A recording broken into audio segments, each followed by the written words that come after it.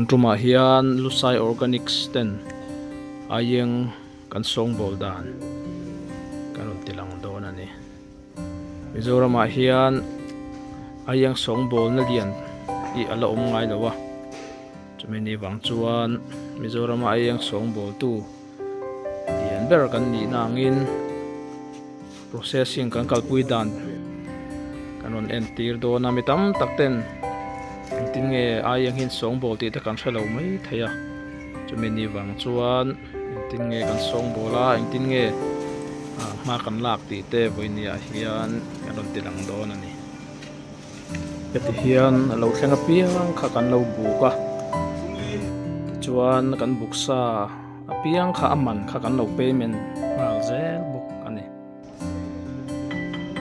ron thlenga hei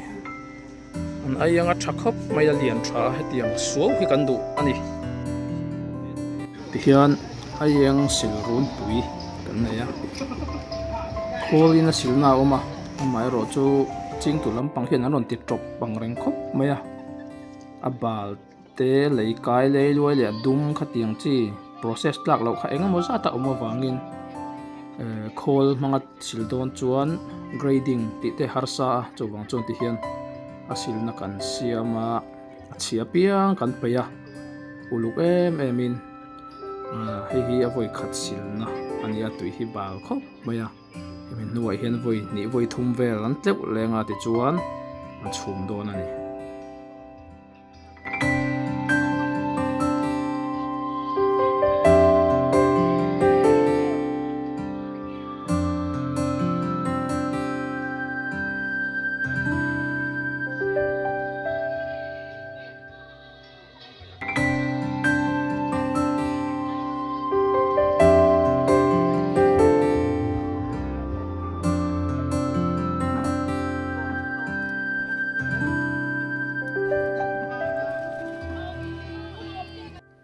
heti hian a voi khat na kan sil zawa khan voi ni voi thum kan tleu non le a chumi zawa chuan chhum turin kan ruam man don ani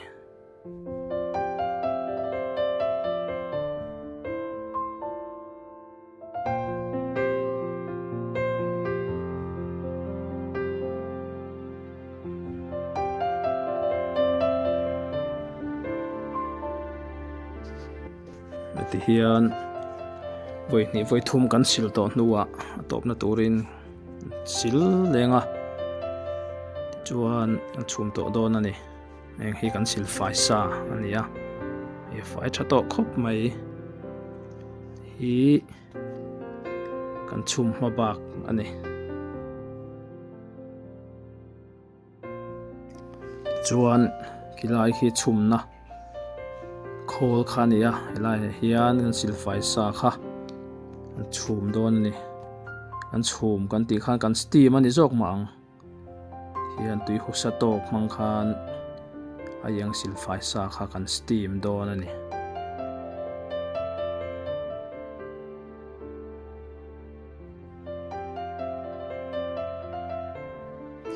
ai hi ayang chhum na khol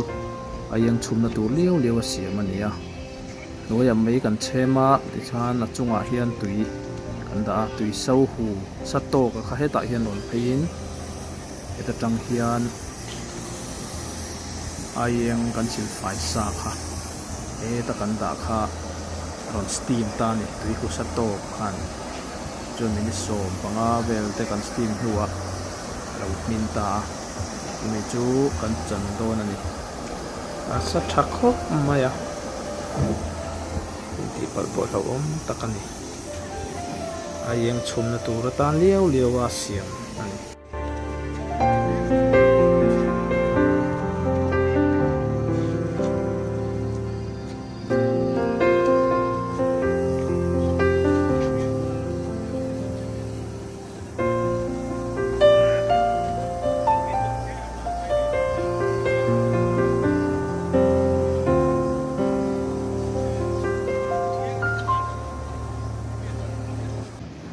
ayeng kan steam zo kha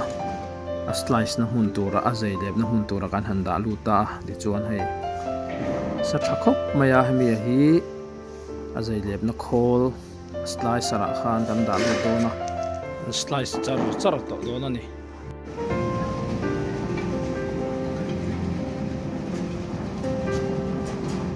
ai hi a slicer machine kan ti khania a slice chak khop maya bucket ni hi minute khata a slice zo vek man ani chak khop mai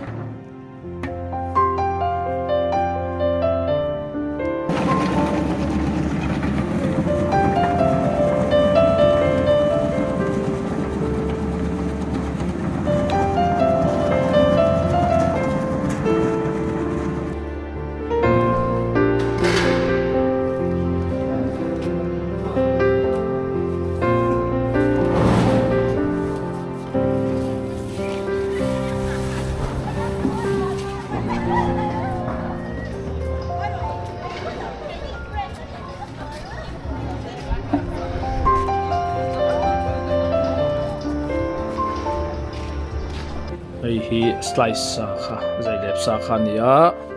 ti chuan a phau na huna an phau to don ani ti chuan hei ma kan soi fo thin kan ro ti lam to zo tlengrel kan ti mang khan kholin slice sa kha kan thon thachar charang khu ta khun an lo changa a phau na hun kan siama khuan an phau zung to mai don ani aro nuwa po aro sa kha he mi khol mang thau hian kan pot chau le zung mai don ani ai ang chu kan han phau ta dul maya quintal ang za nge leng ang ti hi chu ang soi thei mai lawa siam zau khop maya mun ola om hi nak tuk lama da khat le vek don ani ni sa tha ro chak khop maya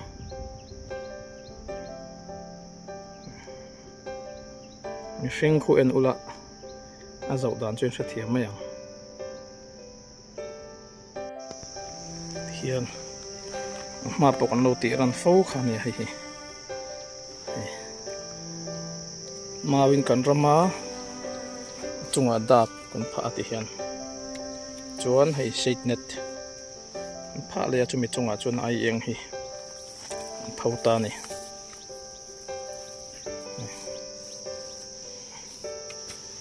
hi ni minam thau ne voin hi February ni som pakua sang ni som ni parok Thursday ni ya ha put maya leng ni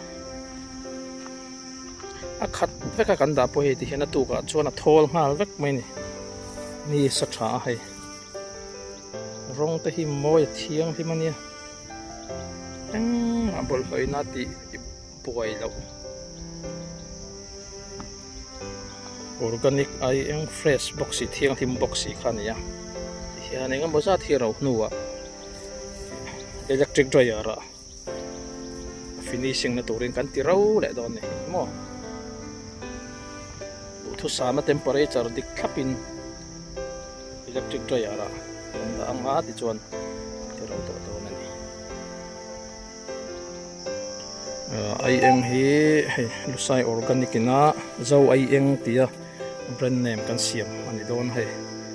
ba ma dora kan da nu to do lei thau ro dam doi tan pum ten nom lo a han cho rok ai thei vek ania chome kan na tan moi em ani mitam takin rimana ten tia rimana ni arim na chan chu eng ma oil te kan da chuak lo kan extract lo wa tin pot dalani bok lawa aro inangai ang thiang him tak fresh box ya ei tir cheu kan du wang khan eng ma kan pot ve lo arom arim ti dalna turte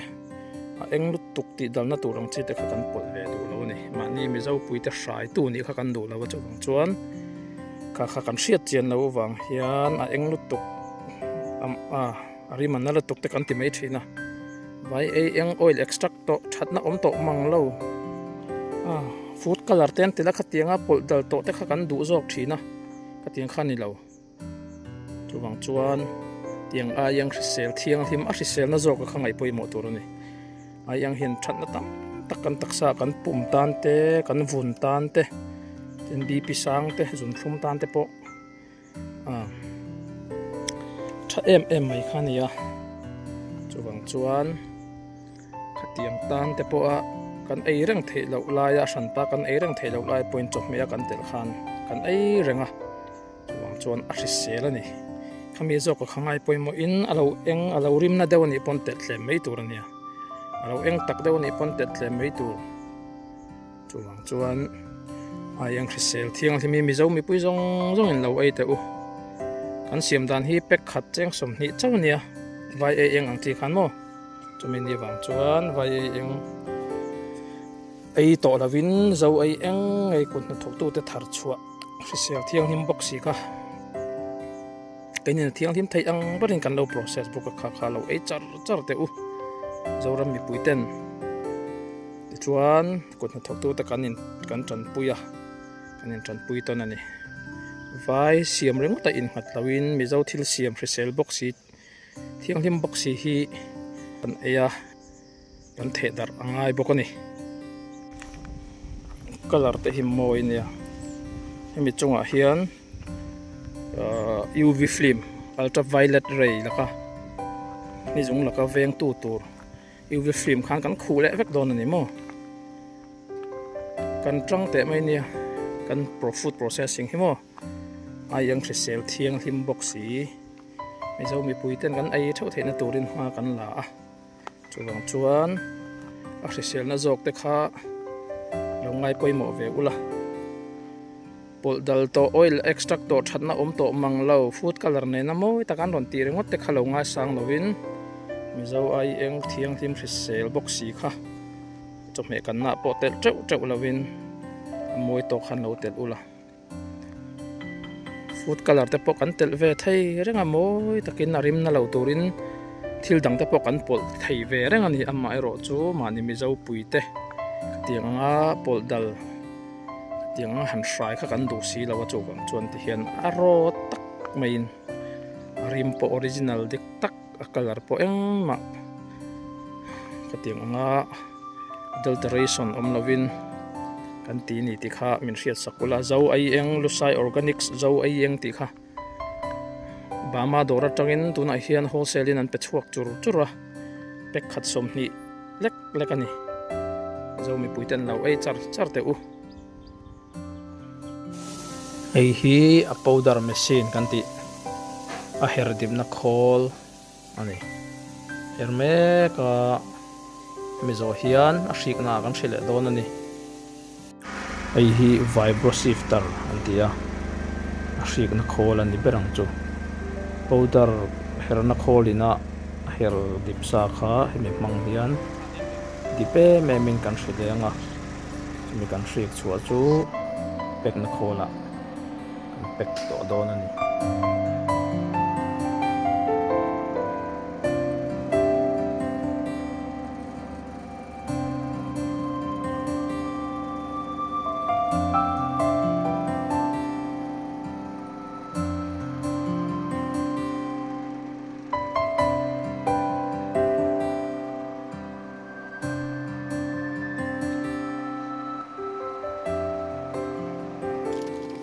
chuan